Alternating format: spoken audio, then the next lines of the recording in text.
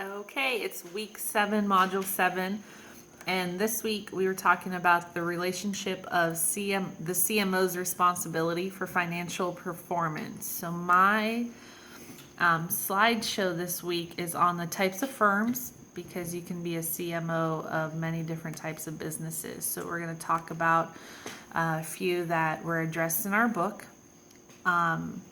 And I chose this topic because I think that this is just good basic information to know as far as business while working for a business and the type of business that you're involved with. And so the first one we're going to talk about is the sole proprietorship. And this is a business that is owned and operated by one person. It's easy to set up, but there is no separation between the business and the owner. The owner has unlimited personal liability for the obligations of the business, and the life of the sole proprietorship ends with the life of the owner. And our textbook had said, although they do not account for much sales revenue in the economy, talking about sole proprietorship, they are the most common type of firm in the world. In 2007, an estimated 71% of all businesses in the United States were sole proprietorships, although they only generated 5% of the revenue. The next one we're going to talk about is limited liability companies. And these have a separate and distinct legal entity. All of the owners can run the business, and they all have limited liability, meaning that under most circumstances, they are not personally liable for the debts and liabilities of the LLC.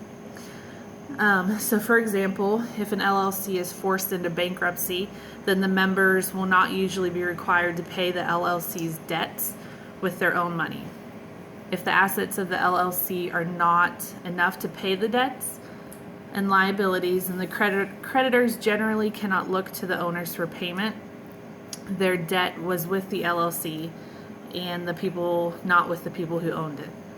And our book says that the LLC is a relatively new entity in the United States. The first state to pass a statute allowing the creation of one was in Wyoming in 1977, and the last state was Hawaii in 1997.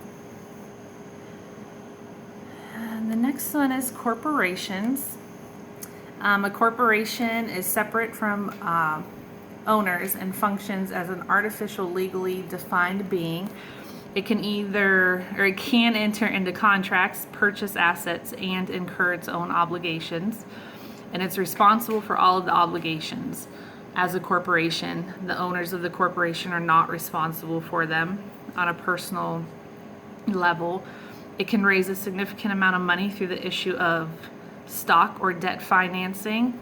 And a note was that the ownership of a corporation is represented by shares of stock, and owners are called stockholders. And the last one is partnerships. It's pretty self-explanatory, but it's operated and owned by more than one owner. It ends with the withdrawal of one of the partners, and the only way to avoid a liquidation is to have a buyout agreement in place in the instance that one of the partners die or they just withdraw from the company. And the ethical dilemma I chose to talk about this week in regards to this is just building a moral business. And I found a quote by Thomas Jefferson that says, "I am sure that in estimating every man's value, either in private or public life, a pure integrity is the quality we take first into calculation, and that learning and talents are only the second." And so I took that quote and just kind of focused on morals and integrity. And like Thomas Jefferson said, the first calculation should be the integrity of a man or a business owner. And as far as honesty and running a clean, honest business. And the Bible verse I chose was Proverbs 11:3, which says, "The integrity of the upright guides them, but the unfaithful are destroyed by their duplicity."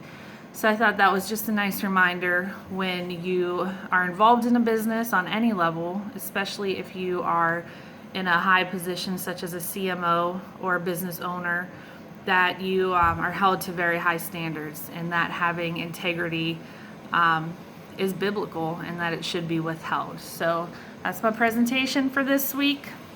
Have a good one.